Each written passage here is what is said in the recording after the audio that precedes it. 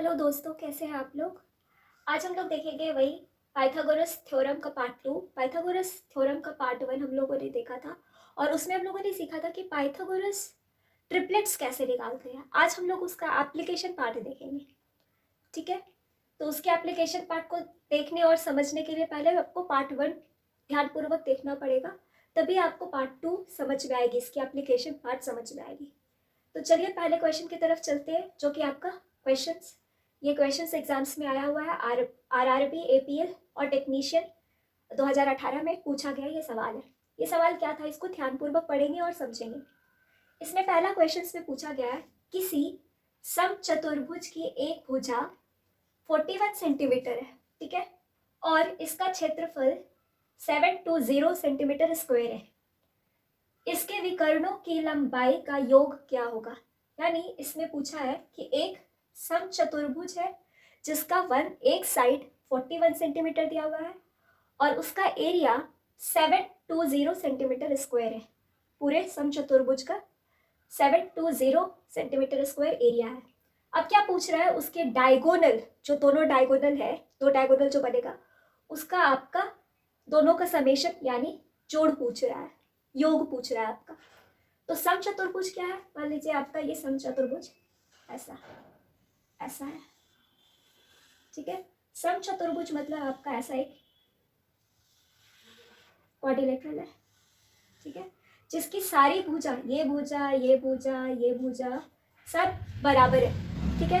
तो एक भुजा कितना है, 41 सेंटीमीटर, ये दिया हुआ है आपका 41 सेंटीमीटर। इस समचतुर्भुज की खासियत ये है कि जो दो डायगोनल आपस में जो काटते हैं वो 90 डिग्री पे काटते हैं, ठीक है। ये भी 90 डिग्री पे काटते हैं। और ये जो हो गया, ये पूरा डायगोनल ये पॉइंट हाफ में डिवाइड करेगा। तो ये यहाँ से लेकर के यहाँ तक का, यहाँ से लेकर के यहाँ तक का डिस्टेंस सेम, यहाँ से यहाँ लेकर के डिस्टेंस सेम, ये इक्वली डिवाइड करता है, ये इक्वल टू ये, ठीक है। तो ये हो गया समचतुर्भुज का कंडीशन, ठीक है। इसमें और क्या दिया हुआ है, एक तो साइड्स दिया हुआ है जो कि 41 सेंटीमीटर है, तो ये भी 41 सेंटीमीटर होगा, ये भी 41 सेंटीमीटर होगा, ये भी 41 सेंटीमीटर होगा, और इसका क्षेत्रफल दिया हुआ है, ठीक है। और हमारा पूछ रहा है कि ये दोनों जो डायगोनल है, ये दोनों डायगोनल का जोड़ बता दो, दोनों डायगोनल का सम बता दो। तो पहले तो हमें डायगोनल फाइंड करना पड़ेगा। तो ये हम लोग देख रहे हैं, पहले ये एक ट्राइंगल है, राइट एंगल ट्राइंगल है, क्योंकि ये 90 डिग्री पे 90 डिग्री का ट्राइंगल है ये, तो 90 डिग्री का ट्राइंगल है। यानी हम लोग इसको अगर हम लोग निकाल लेते हैं बाहर, तो कुछ ऐसा शेप है, ठीक है। ये आपका दिया हुआ है 41 सेंटीमीटर और ये 90 डिग्री है आपका, है ना। हमको ये निकालना है और ये निकालना है, यानी बेस और हाइट निकालना है, यानी ट्रिपलेट्स निकालनी है आपकी, जिसमें ट्रिपलेट्स में एक आपका साइड्स दिया हुआ है, एक ट्रिपलेट्स दिया हुआ है। अब इसका एरिया, ये पूरे आपका समचतुर्भुज का एरिया कितना दिया हुआ है, 720 सेंटीमीटर स्क्वायर। तो यानी हम लोग देख रहे हैं कि ये इक्वल है, इक्वल ट्राइंगल है, ठीक है। तो इसका एरिया भी डिवाइड कर देंगे 4 से, क्योंकि 4 1 2 3 4, तो 720 एरिया क्या हो जाएगा, इसका एरिया आपका हो जाएगा, आपका एरिया इक्वल टू 720/4, एक का निकल गया, है ना। तो कितना आएगा आपका 720/4, यानी आपका आ जाएगा 180 सेंटीमीटर स्क्वायर। ये तो एरिया इसका निकल गया 180 सेंटीमीटर स्क्वायर। इसका भी 180, इसका भी 180, इसका भी 180, इसका भी 180, तो टोटल मिला के आपका 720 हो गया। तो हमें एरिया पता चल गया इतना। और एरिया हम लोग जानते हैं कि हमारा एरिया क्या होता है, राइट एंगल ट्राइंगल का half into base into height, ठीक है, यही तो होता है। अगर कोई मान लीजिए आपका ये आपका राइट एंगल ट्राइंगल है, तो 3 4 अगर 5 है ट्रिपलेट्स, तो हम लोग इसका एरिया निकालते हैं half multiplied by 3 half multiplied by 3, यानी लंब और आधार का हाफ करते हैं, तो 3 multiplied by 4 equal to 6 centimetre square. इसकी हो गई आपकी एरिया, तो वही करते हैं आप। तो अब अभी हम लोगों ने देखा, अब हम लोग देख रहे हैं कि 41 सेंटीमीटर आपका दिया हुआ है, 41 सेंटीमीटर दिया हुआ है एक साइड्स, यानी एक ट्रिपलेट्स दिया हुआ है। तो 41 जो हो गया आपका सम संख्या है या विषम संख्या? विषम संख्या ऑड नंबर है। तो ऑड नंबर के लिए हम लोग ट्रिपलेट्स निकालना हम लोग सीखे थे पहले वाले वीडियो में, इसकी पार्ट 1 में।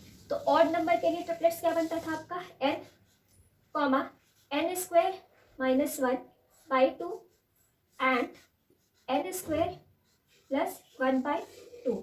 अब इसमें फिट करके हम लोग ये वाली भुजा का और ये वाली भुजा का हम लोग निकाल सकते हैं कि क्या डायमेंशन होगा, साइड्स का हम लोग निकाल सकते हैं। तो यहाँ पे फिट करते हैं, n की वैल्यू मान लेते हैं आपका यहाँ पे आपका 40, हाँ n स्क्वायर प्लस 1 है ना, n स्क्वायर प्लस 1, तो ये हमारा राइट एंगल ट्राइंगल है, राइट एंगल ट्राइंगल है। तो इसके सामने वाली जो भुजा होगी वो हाइपोटेनियस है, यानी कर्ण है। तो ये जो 41 दिया हुआ है n स्क्वायर प्लस 1/2 की वैल्यू दिया हुआ है 41 सेंटीमीटर दिया हुआ है। तो यहाँ से हम लोग n निकाल लेंगे इजीली। n कैसे निकालेंगे? इसको सॉल्व करेंगे, n स्क्वायर प्लस 1, ये 41 2 जा कितना हो जाएगा 82 centimetre, n square equal to 82 minus 1 equal to 81 centimetre, और n की वैल्यू आपकी आ गई 9 सेंटीमीटर। तो ट्रिपलेट्स में क्या आ गया आपका? n की वैल्यू हमारी, n की वैल्यू क्या निकली? एक तो आपकी 9 हो गई, और n स्क्वायर प्लस 1 की वैल्यू आपकी 41 दी हुई है क्योंकि ये सबसे बड़ा साइड से। ठीक है, अब हमारा इंटरेस्ट किस में है? इस ये निकालने में। तो n स्क्वायर माइनस 1/2 का वैल्यू, n का वैल्यू अभी हम लोग निकाले 9, यानी 9 square equal to 81 square, 81 minus 1/2 यानी 80/2 is equals to 40 centimetre, 40 centimetre.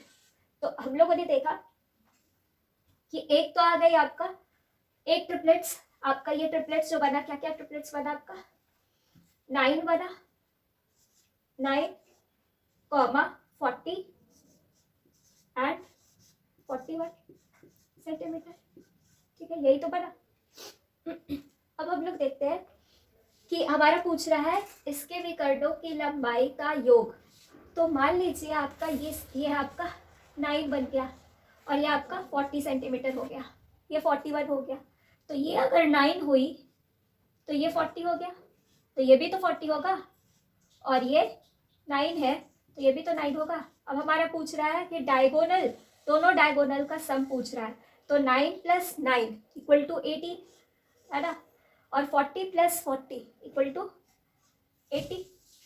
तो 80 प्लस 18 इक्वल टू 98 सेंटीमीटर, यही तो पूछ रहा है, दोनों डायगोनल का ये पूछ रहा है। तो 98 सेंटीमीटर आपका है ऑप्शन में, yes option C is correct. तो हम लोगों ने देखा कि कैसे हम लोग इस क्वेश्चन को डील किए, और पहले तो आपको पहले बारीकी से क्वेश्चन समझना है, फिर उसके बाद आपको आंसर फाइंड जो पूछ रहा है उसको फाइंड। इसी तरीके से दूसरे सवाल को देख लेते हैं जो कि पहले सवाल की ही तरह है। इसमें हम लोग बारीकी से पढ़ते हैं और देखते हैं कि क्या पूछ रखा है। एक समचतुर्भुज की एक भुजा 37 सेंटीमीटर है, यानी समचतुर्भुज मतलब रोम्बस का एक साइड 37 सेंटीमीटर आपका दिया हुआ है, और इसका क्षेत्रफल 840 सेंटीमीटर स्क्वायर है, यानी पूरे रोम्बस का एरिया 840 सेंटीमीटर स्क्वायर दिया हुआ है।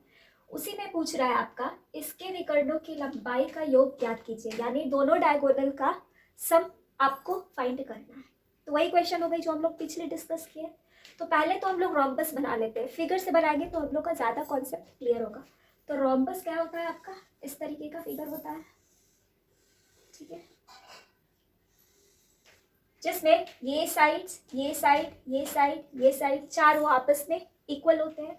और इसका खासियत क्या है कि दोनों डायगोनल आपस में 90 डिग्री पे काटेंगे, 90 डिग्री पे काटेंगे, और प्लस ये वाला लेंथ ये वाले लेंथ को इक्वल होगा, ये वाला लेंथ के इक्वल होगा।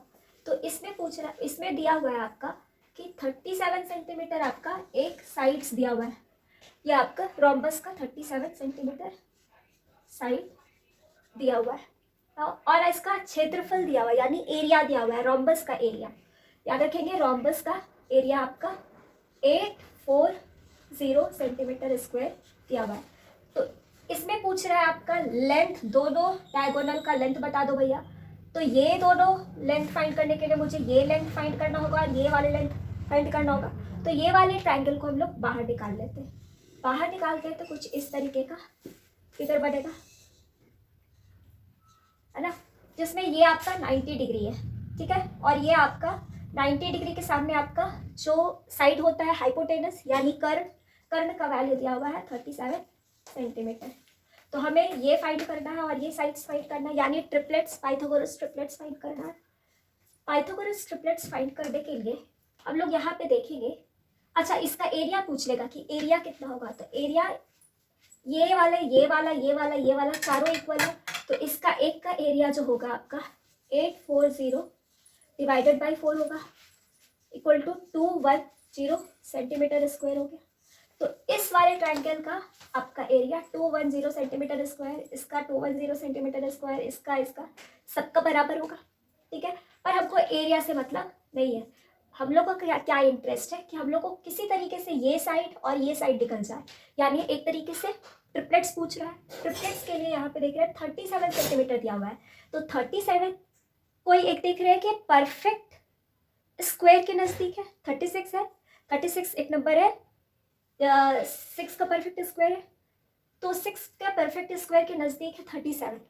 तो हम लोग अगर हम लोग सम वाला ट्रिपलेट यूज़ करें, तो सम वाला ट्रिपलेट्स के लिए हम लोग क्या सिखाए थे प्रीवियस क्लास में, इसके पार्ट 1 में।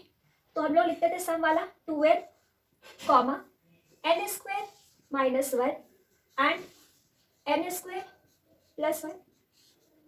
तो यहाँ देख रहे हैं आप लोग, क्योंकि ये परफेक्ट स्क्वायर के नज़दीक है और ये हाइपोटेनस, तो इस वाले ट्रिपलेट्स में हाइपोटेनस तो यही होता था ना, n स्क्वायर प्लस 1 होता था। तो n स्क्वायर प्लस 1 का वैल्यू कितना दिया हुआ है 37 सेंटीमीटर दिया हुआ है। तो हमारा यहाँ पे n square equal to 37 minus 1 equal to 36, ठीक है। तो इधर n की वैल्यू कितनी निकल गई, n की वैल्यू 6 आ गई, ठीक है।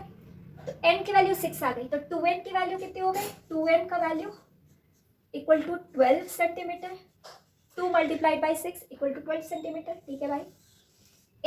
एक आपका ट्रिपलेट्स, पहला ट्रिपलेट्स तो 12 सेंटीमीटर बना, और दूसरा है n square minus 1, n square minus 1, n की वैल्यू हमारी 6 यानी 36 माइनस 1 इक्वल टू 35 सेंटीमीटर। तो हमारी तीनों साइड्स तो आ गई।